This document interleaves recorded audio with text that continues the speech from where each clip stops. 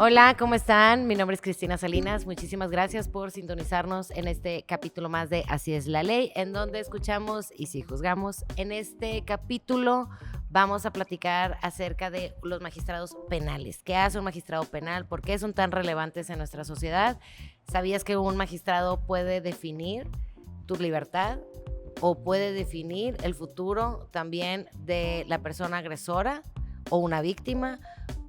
Quiero no ser tan técnica, por eso invité a alguien muy particular. No les queremos aburrir tampoco con temas tan técnicos. Sí es muy importante saber y conocer. Me di a la tarea de buscar en Nuevo León quienes se postularon para magistrados para materia penal aquí en el estado y me encontré con un excelente perfil que tengo el gusto de conocerlo, el cual agradezco mucho que hayas aceptado la invitación porque yo sé que tienes también muchos compromisos. Él es Mario Isaías. Un gusto estar contigo. Muchísimas gracias por la invitación. No, al contrario, muchísimas gracias por aceptarla. ¿Quién es Mario? ¿Cuál es tu trayectoria? ¿Cuál es tu experiencia? Platícanos un poquito, por favor. Claro que sí, mira, pues Mario Isaías, ¿quién es? Es una persona inquieta en aprender sobre todo el tema jurídico, por una vivencia que vamos a platicar un poquito más adelante. Y mi trayectoria profesional, yo tengo más de 8 años de ser docente de una facultad de prestigio aquí en el estado de Nuevo León y tengo la licenciatura en Derecho. Aparte de ello, bueno, tengo una primer maestría, es en Derecho Penal. Me gradué con honores importantes como la mención honorífica y la mención de excelencia. Tuve una segunda maestría que es de familiar, en Derecho Familiar, de la misma manera, graduado con mención honorífica y con mención de excelencia. Actualmente tengo en curso una tercera maestría que es en Criminología y Prevención del Delito. He estado muy inmerso en el tema de los derechos humanos, estoy acreditado en derechos humanos, certificado por el gobierno del estado, la Universidad Alfonso Reyes y el Cuerpo Diplomático de Derechos Humanos. Hemos participado en ponencias con el Senado de la República, con la Cámara Baja, la Cámara de Diputados Federal, en temas de desaparición forzada, que es un activismo que tengo yo desde el 2009 más o menos, tiempo en que desaparece mi hermano. Y justamente esa es la parte que me hace entrar al tema de las leyes, una necesidad, es una necesidad. Y pues bueno, vamos avanzando también en proyectos que son presentación de iniciativas para creación de leyes, todo lo que tenga que ver con tema de desaparición, hemos estado inmersos. Todo inicia en el año 2009. 2009. 25 de febrero 2009, aquí en el municipio de Monterrey inclusive. Mi hermano desaparece a manos de elementos de la policía de Monterrey, en aquel tiempo policía regia. Y es a partir de ahí que empieza un calvario para nosotros, que pues sin conocer leyes creíamos en los ministerios públicos. Literalmente en nuestro caso estuvo 5 años parado. Cuando ya entendí que no comprendía la terminología jurídica que me decían los ministerios públicos, decidí entrar a estudiar leyes, comprender un poquito la temática que ellos tienen. Pero me di cuenta pues que realmente no estaban haciendo un trabajo para buscar y encontrar a mi hermano, que es un derecho de todos los desaparecidos, ¿no? Ser buscados y ser encontrados. Que hoy por hoy es un tema que se está visualizando a nivel internacional, sí. Lamentablemente. Sí, tenemos actualmente ya en el país más de 160,000 personas desaparecidas. 160,000. Cifra oficial. Faltan las cifras negras que pues se triplicaría, ¿no? la cantidad. Hemos encontrado a través de estas normativas que se han creado ya cuerpos de personas que están en resguardos temporales para ser entregados a sus familias. O sea, estás hablando que cuando ustedes iniciaron estábamos en México sí. nulos de conocimiento de temas de desaparición forzada. Sobre todo porque en aquel tiempo se manejaba un término que era el levantón. Anteriormente se les escuchaba, oye, levantón, hubo un levantón, sí. Pero no estaba tipificado en la ley. Entonces justamente eso fue lo que detuvo mucho tiempo. Cuando íbamos al Ministerio Público decían, ¿pero qué hago? ¿Sí? El levantón no existe, no está en la ley. Pues busca una persona, sí, pero... No es rapto porque sería mujeres y niños. Exacto. No es un secuestro porque no te están pidiendo dinero. Exacto. Entonces, toda esa gama de terminologías jurídicas que era la que no entendíamos. No comprendíamos por qué no estás buscando a mi hermano. Tipificar, ¿qué era tipificar? ¿Qué era delito? Inclusive la misma fiscalía no tenía la competencia jurídica. Exacto. Porque no existía. No existía la normativa para eso. Hasta hoy lo entiendo. Porque sí hubo un tiempo en el que pues obviamente como ser humano estábamos molestos con las autoridades porque no investigaban, porque no se movían, porque no hacían, pero no tenían las herramientas jurídicas para hacerlo. Esa era una realidad. Entonces nosotros como víctimas Fuimos el primer colectivo en el país, en el estado de Nuevo León. Después nos adherimos a un colectivo que es nacional. ¿Cómo se llama ese colectivo? El colectivo es Red Eslabones por los Derechos Humanos. Red Eslabones por los Derechos Humanos. Y ese es un colectivo nacional que... ¿Se sumaron, se conocieron dentro de este activismo? Sí. ¿Se fueron conociendo en las fiscalías, quiero pensar? ¿En aquel entonces era la Procuraduría? Ajá, exactamente. ¿Y se fueron conociendo así? Nos fuimos conociendo... ¿Porque no existían redes sociales? No. Todo fue por medios de televisión, por ejemplo, cuando nos entrevistaban los medios de comunicación, invitábamos a las personas a que se sumaran a la lucha. En ese tiempo hubo muchas personas que realmente pasaban la misma situación que nosotros, que lejos de tomarles una denuncia eran amedrentados. En el caso de nosotros fuimos amedrentados. No pongo la denuncia porque se va a filtrar la información y va a haber más víctimas. Entonces estábamos a expensas de lo que dijera la fiscalía o cómo trabajar la fiscalía. ¿La Procuraduría en ese entonces? Sí, en el tiempo aquel la Procuraduría. Entonces, pues no entendíamos realmente por qué esta situación de amedrentarnos lejos de ser la búsqueda, pero pues hoy entendemos que no había elementos jurídicos para hacerlo. O sea, aunque por más que ellos quisieran también... No tenían las herramientas, ni la capacitación. Entonces Mario se prepara, sí, ve esta laguna, que ya le voy a llamar yo un mar. Sí. Un mar de posibilidades. Oye, hay un gran hueco en el Código Penal, sí, no solo del Estado, sino a nivel nacional. Es correcto. ¿Se suman otros colectivos ustedes? ¿Cómo? Hacemos fortaleza entre los colectivos y lejos de quedarnos sentados llorando, pues uno nos preparamos. Algunos son antropólogos, algunos son psicólogos, algunos son abogados. O sea, en este proceso de búsqueda, sí, nos tuvimos que se preparar. Capacitaron. Sí. Okay. Para poder estar inmersos en la formulación o en las propuestas de ley. Era la única manera. No es lo mismo la persona que escucha que una persona está desaparecida y que tiene ciertas vivencias, alguna persona en esas lagunas, al que lo está viviendo. Nosotros lo vivíamos, veíamos las lagunas y decíamos, este es un área de oportunidad. Y empezamos a proponer leyes para tipificar los delitos, que por ejemplo en el caso de la desaparición forzada es cuando tiene que se ha involucrado entes del gobierno, y la desaparición que es cometida por particulares cuando son ciudadanos comunes, como en el caso de la delincuencia organizada. Entonces, todos esos fuimos acomodándolos y tipificando los delitos, creando leyes. Actualmente, por ejemplo, en la administración 21-24, yo fui regidor de Monterrey, impulsamos el protocolo de búsqueda de personas no desaparecidas, sino localizadas en el municipio de Monterrey, que fue un trabajo casi de un año, porque realmente pues no había tampoco las herramientas necesarias dentro del ayuntamiento para que se llevara a cabo este protocolo. Pero tenía que existir una normativa, la ley federal, por ejemplo, el protocolo de búsqueda de personas a nivel federal dice que se le tiene que dar vista a los estados y a los municipios.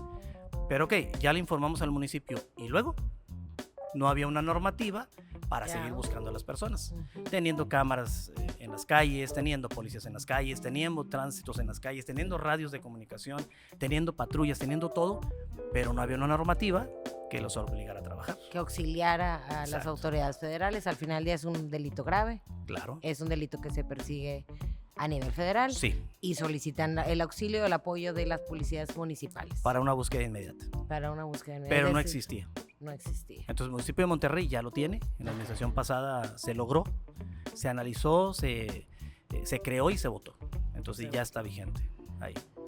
Y de tanta área de oportunidad, Mario, ¿por qué me llama mucho la atención? ¿Por qué postularte para magistrado penal?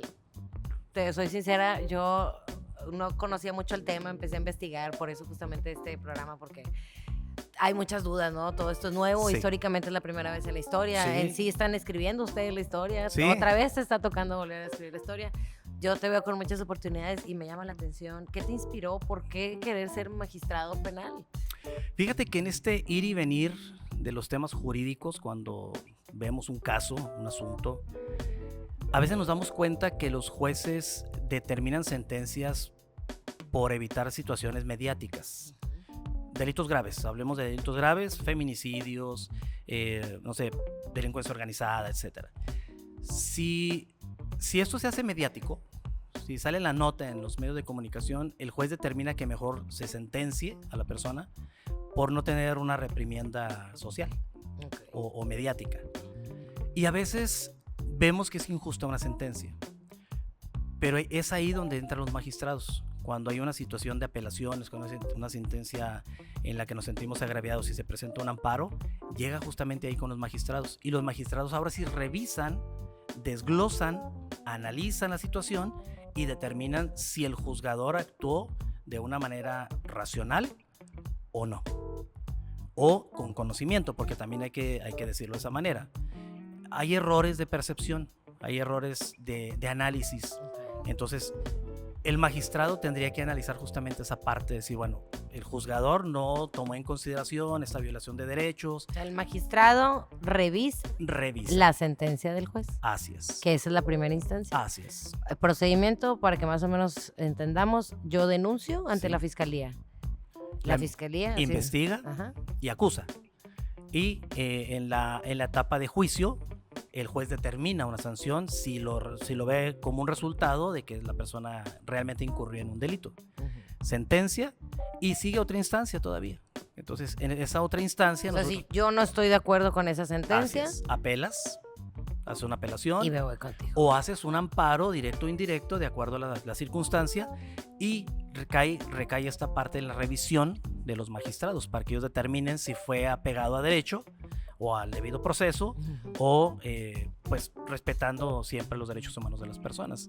Si no fue así, bueno, el magistrado puede cambiar la sentencia del juez, puede indicar un cambio de sentencia o una revisión o que reinicie. Ahora sí que la sentencia no es sentencia per se. No. Porque ya nos vamos con los magistrados. Y que después de ustedes, bueno, ya sí el caso lo traen ahí a la Suprema Corte de Justicia. Sí, ya sería otra instancia. Hay más opciones. Así es. Pero bueno, son temas sumamente delicados. Estamos hablando de la libertad de las personas. Estamos hablando de personas que cometen delitos graves. Por supuesto. Que son los que están ocasionando este caos social al final del día. Que muchas vivamos con miedo, que muchas personas vivamos con miedo, que estemos encerrados. Sí. Que muchas injusticias que pasan, justamente el caso, por ejemplo, de doña Carlota. Ajá. Es un ejemplo de ello. Por supuesto. Ustedes también, digamos que como colectivo, volviendo al tema. Y es que el tema de nosotros, por ejemplo, los policías que participaron en la privación ilegal de la libertad de mi hermano y posteriormente se convierte en un tema de desaparición forzada, porque eso fueron policías municipales, sí detienen a los policías cuando se judicializa el asunto, porque la Fiscalía del Estado estaba protegiendo a los delincuentes. Eso es una realidad. Según los estaban buscando, no los encontraban y los policías siguen trabajando normal en la regia, en aquel tiempo la policía regia, cobrando, inclusive hasta con vacaciones y todo, o sea, en ese proceso de investigación. Cuando entra la federación, detienen a los policías, pero se sentencia de una manera diferente. No lo sentencian por delincuencia organizada, no lo sentencian por desaparición forzada, sino por otros delitos que son mínimos y que le dan una sentencia muy pequeña. Nosotros queríamos obviamente que procediera conforme al delito que estábamos nosotros buscando, ¿no? Persiguiendo, que era la desaparición forzada, pero no se llevó a cabo como tal.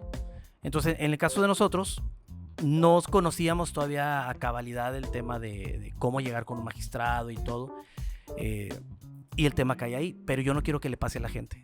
Yo no quiero que le pase a los ciudadanos esta parte de una injusticia y que digan, bueno, ni modo, pues ya se sentenció. No, y el tiempo, o sea. Sí. Entonces, aquí lo que estamos haciendo es justamente prepararnos, llegar a esos lugares, que ese es uno de los hechos que me motiva a estar en una magistratura, revisar la actuación de los jueces de primera instancia, verificar si realmente tienen una sentencia razonable y que sea pegada a derecho. Porque sabemos los que estamos en el gremio jurídico que la materia penal justamente es literal. Sí.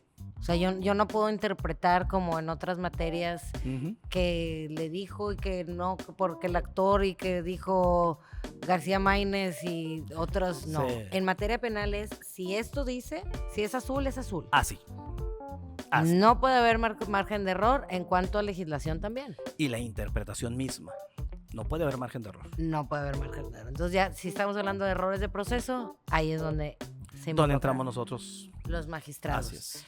¿Y Los qué magistrados, así propondrás? entramos los magistrados porque voy a ser magistrado. Vas a ser magistrado. Vamos Claro. a votar por ti. Eso. Es que te has preparado mucho, llama mucho la Sí. atención tu caso. Qué bueno también que existen justamente este espacio es para eso, para que sepamos, conozcamos quiénes son las historias. Estás capacitado, estás preparado, tienes experiencia, lo has vivido en carne propia. Sí. Sabes lo que representa Justamente, estar del otro lado. Aquel que no ha vivido las injusticias no puede entender a los que las están viviendo. Exacto. No lo pueden entender. Podrán comprender en cierta manera la situación, pero no lo pueden entender. Necesitan vivirlo, sentirlo, Que ojalá que no. que ojalá y no, por supuesto. Por supuesto. Ojalá que no. Pero si Le pedimos a llegase Dios que no, pero... a suceder, Ajá, vamos a contar con un magistrado. claro. Llegando al tribunal, ¿cuáles serían tus propuestas? Principalmente agilizar. Hay que buscar los mecanismos para agilizar. Nadie estamos con un conocimiento amplio de cómo se maneja internamente la función o el funcionamiento interno del magistrado. Pero como todo es perfectible. Tenemos que buscar los mecanismos para que se acelere el proceso de respuesta a las personas que han presentado una inconformidad a través de un amparo, a través de una revisión, a través de cualquier otro medio. Es importante buscar esas coyunturas para poderles dar una respuesta rápida.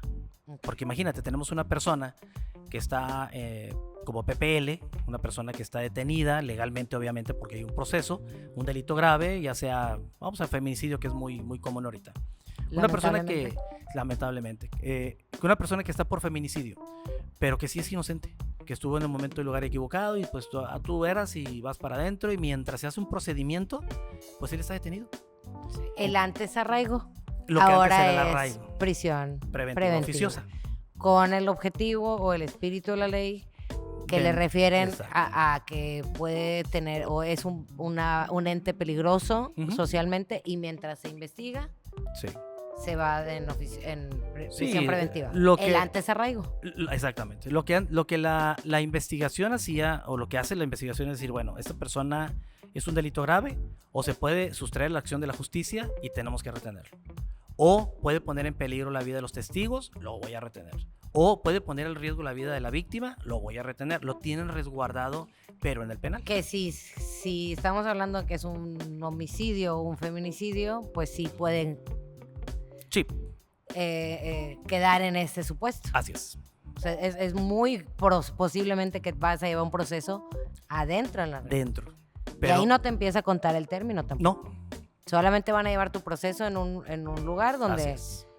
la víctima también va a estar tranquila en que al final del día es de valientes denunciar. Ujú, sí, definitivamente. Es de gente muy valiente. Es volver a vivir otra vez los hechos. Entonces, a lo mejor ¿estás tú a favor o estás en contra? Eso, como magistrado, tú ya lo vas a estar estudiando. Justamente tenemos que ver, porque todos tenemos un principio que me parece una hermosura en el derecho, que se llama presunción de inocencia. Mientras no haya un hecho real y una sentencia real, una investigación complementaria ya bien estructurada, y Periciales. todo, que esté completito, y entonces podamos decir nosotros que sí es una persona delincuente, pero mientras es una presunción de inocencia, tenemos que respetar ese derecho. Presunción de inocencia y se le tiene que tratar como ser humano. Cuando ya existan los elementos para decir sí cometió el delito, bueno, entonces ya cambiaría la situación. Pero mientras no podemos tratarlos como delincuentes. A nadie podemos tratarlos como delincuentes. Hasta que se compruebe lo contrario. Hasta que se compruebe que realmente son los victimarios. Y en determinado momento que el juez determine que él no está vinculado, me voy yo con un magistrado y el magistrado se aboca a investigar a fondo y resulta que sí es. ¿Puede ser? Por eso tendríamos, sí, claro. Hay casos en los que en efecto, bueno, la persona son los victimarios, pero hay elementos de prueba claros y contundentes.